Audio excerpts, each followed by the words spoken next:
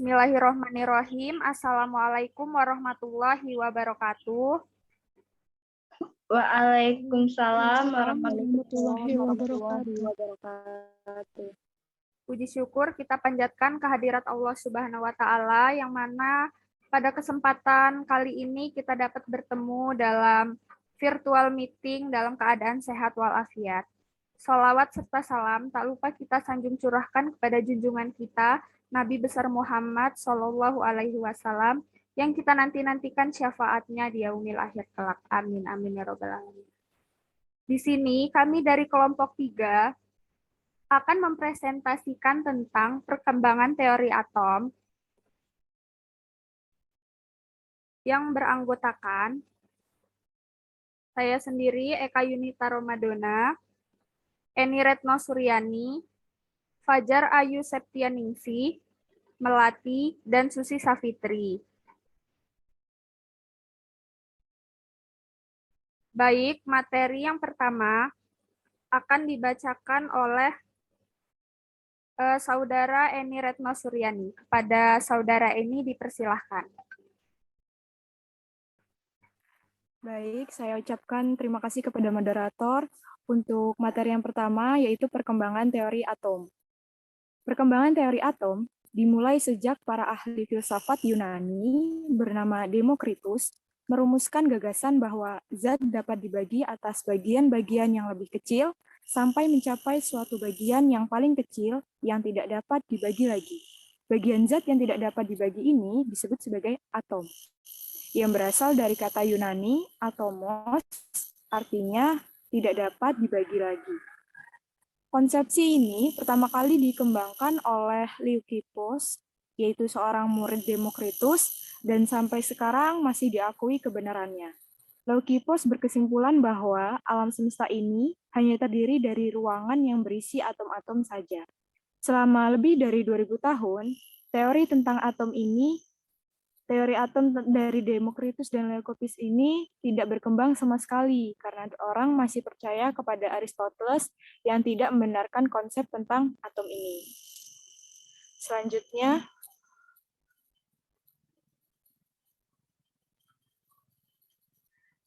struktur atom. Atom merupakan partikel-partikel terkecil dari suatu materi. Bila atom saling bergabung, akan membentuk suatu molekul atau gugusan atom. Molekul dapat berupa molekul unsur bila atom yang bergabung sama atau bersifat homoatom, atau molekul senyawa bila atom yang bergabung berbeda atau bersifat heteroatom. Molekul bersifat netral, sedangkan gugusan positif atau negatif Oke, untuk materi selanjutnya akan dibacakan oleh Saudari Fajar Ayu Septianingsih. Kepada Saudari Fajar dipersilahkan. Baik, selanjutnya saya akan melanjutkan materi yaitu model-model atom. Model atom yang pertama, model atom Dalton. Sekitar tahun 1808, John Dalton mencoba mengungkapkan pendapatnya yang dikenal sebagai teori atom Dalton. Nah, teori atom Dalton yang didapatnya yaitu atom merupakan partikel terkecil yang tidak dapat dibagi lagi. Dan atom merupakan suatu unsur yang tidak dapat berubah menjadi unsur atom lain.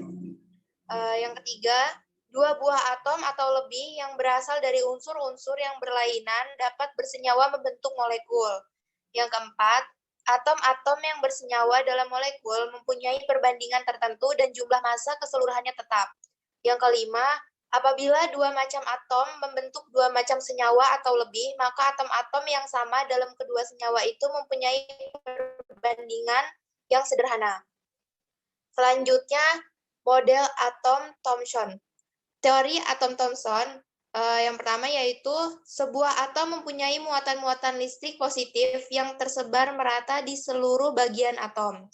Yang kedua, muatan listrik positif ini dinetralkan oleh atom-atom yang tersebar di antara muatan-muatan listrik positif.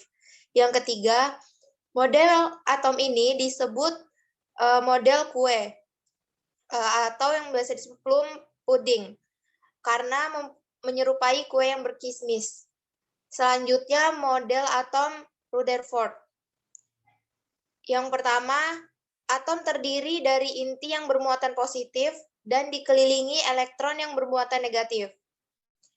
Yang kedua, jumlah elektron sama dengan jumlah muatan positif dalam inti, sehingga atom bersifat netral.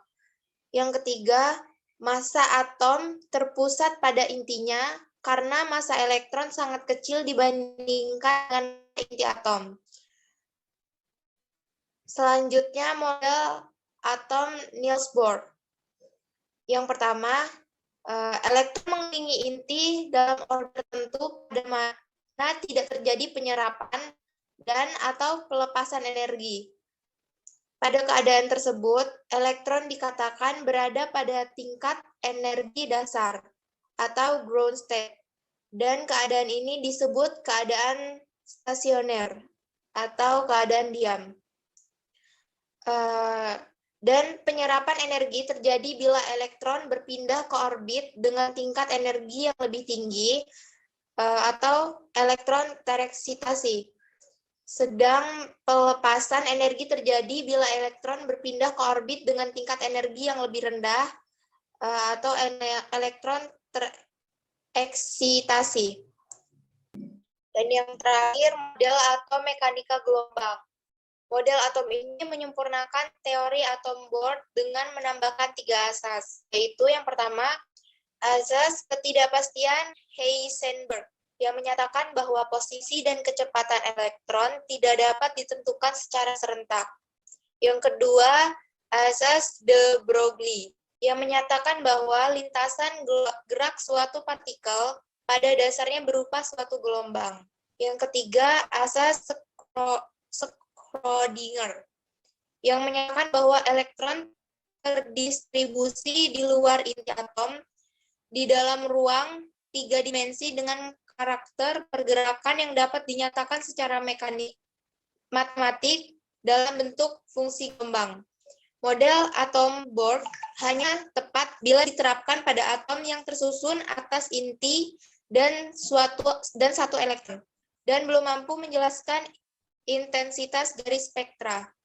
Berdasarkan sifat partikel, dualisme gelombang yang dikemukakan Lois de Broglie dan asas ketidaktentuan Heisenberg, maka sekitar tahun 1926 mereka mencoba menyusun persamaan gelombang yang dapat digunakan untuk mempelajari perilaku elektron yang berada di sekitar inti atom. Oke, materi selanjutnya akan dijelaskan oleh Saudari Melati. Kepada Saudari Melati dipersilahkan. Tadi saya tahu dong.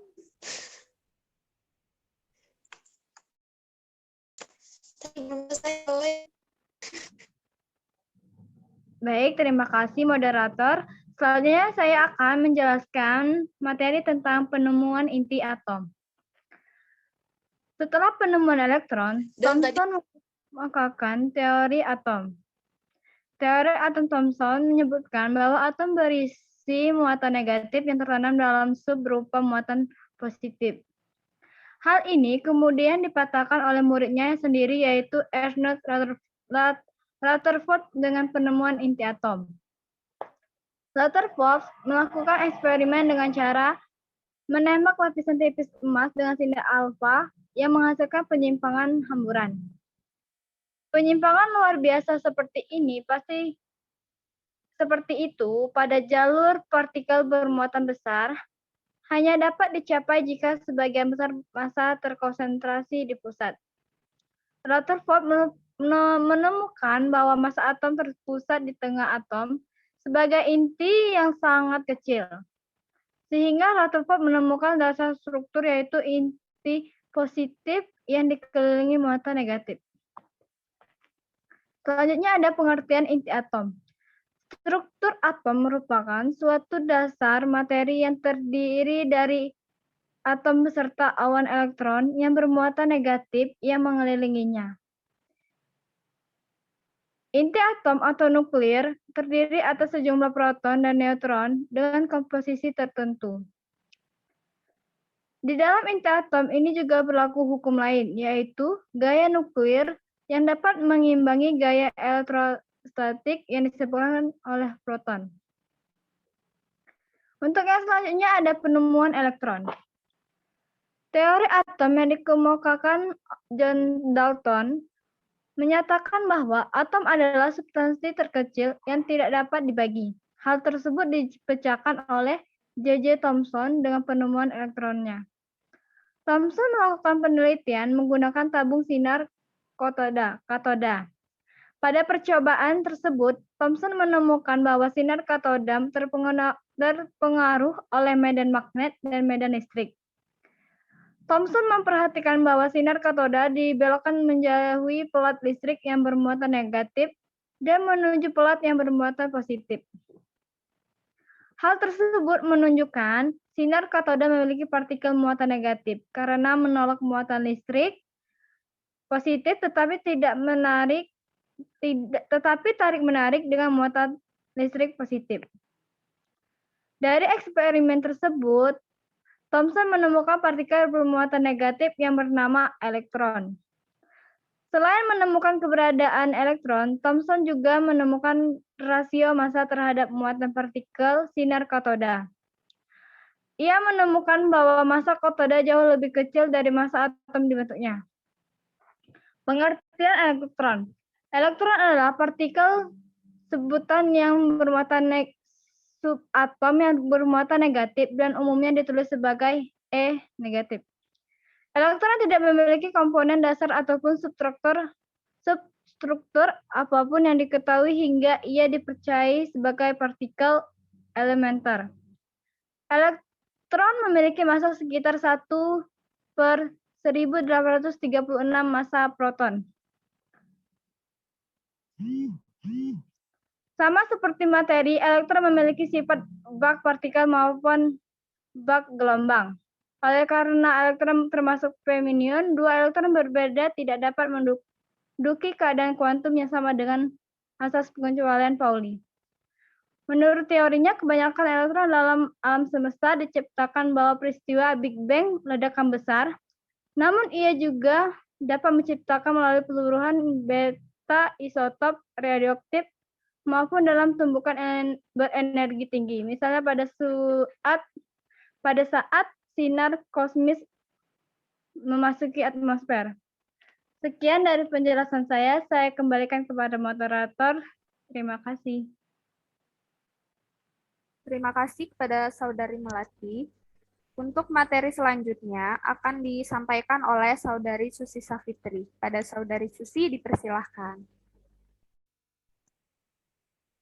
Nah, di sini saya akan melanjutkan penjelasan dari materi, yaitu penemuan neutron. Setelah penelitian Rutherford yang menemukan inti atom, dunia mempercayai bahwa inti atom terdiri dari proton. Rutherford memperkirakan keberadaan partikel netral dalam atom, namun belum bisa membuktikannya. Penelitian tentang partikel netral ini kemudian dilanjutkan oleh fisikawan asal Inggris bernama Sir James Chadwick. Dikutip dari Chemistry Liber Text, Chadwick membombardir atom hidrogen dalam parafin dengan emisi berilium, helium, nitrogen, dan elemen lainnya sebagai target dan membandingkan energi recoil dari target yang berbeda tersebut. Chadwick menemukan bahwa emisi berilium mengandung partikel bermuatan netral dan memiliki massa yang hampir sama dengan proton. Partikel tersebut Chadwick menamakan sebagai neutron. Atas penemuannya, Chadwick diberikan hadiah Nobel Fisika pada tahun 1935. Yang selanjutnya yaitu pengertian neutron. Pengertian neutron merupakan partikel elementer mempunyai muatan listrik netral, berat serta massa hampir serupa dengan proton dan menjadi bagian. Neutron mempunyai massa seperti proton namun sedikit lebih besar. Selain itu, neutron juga neutron juga lebih besar dari elektron. Sama seperti proton. Neutron terdiri dari partikel yang dinamakan quark. Dengan muatan listrik total bertambah menjadi 0. Neutron bisa memenuhi stabilitas pada inti atom, yakni menyediakan massa yang dibutuhkan untuk menopang dan memastikan tidak ada konflik di antara muatan elektron serta proton yang saling berseberangan. Akan tetapi, neutron juga bisa digunakan untuk berbagai fungsi lainnya yang bisa membantu manusia, seperti untuk visualisasi bahan dan juga penetrasi lewat emisi terkontrol. Neutron juga dipakai pada fisi nuklir, yakni pecahnya inti atom dengan membombardir pemakaian neutron bebas sehingga mengakibatkan reaksi yang melepaskan energi dalam jumlah yang besar. Dari materi yang kami sampaikan, dapat disimpulkan perkembangan teori atom dimulai sejak para ahli filsafat Yunani bernama Demokritus merumuskan gagasan bahwa zat dapat dibagi atas bagian-bagian yang lebih kecil, sampai mencapai satu bagian yang paling kecil, yang tidak dapat dibagi lagi. Atom merupakan partikel terkecil dari suatu materi. Bila atom-atom saling bergabung, akan membentuk suhu molekul atau gugusan atom. Teori atom Dalton menggambarkan partikel terkecil tidak dapat dibagi lagi. Sedangkan teori atom Thomson menggambarkan sebuah atom mempunyai muatan-muatan listrik positif yang tersebar merata di seluruh bagian atom. Teori atom dari Rutherford menggambarkan atom terdiri dari inti bermuatan positif dan dikelilingi elektron yang bermuatan negatif. Sedangkan teori atom Niels Bohr mengacu pada kelemahan model atom Rutherford dengan menggambarkan bahwa elektron mengelilingi inti dalam orbit tertentu, pada mana tidak terjadi penyerapan atau pelepasan energi.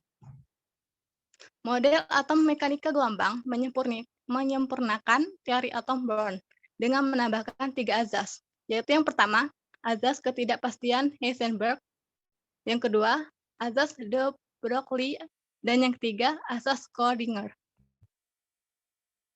Inti atom ditemukan oleh Ernest Rutherford, sedangkan elektron ditemukan oleh J.J. Thomson, dan neutron ditemukan oleh James Chadwick. Sekian dari materi yang saya sampaikan, saya kembalikan kepada moderator.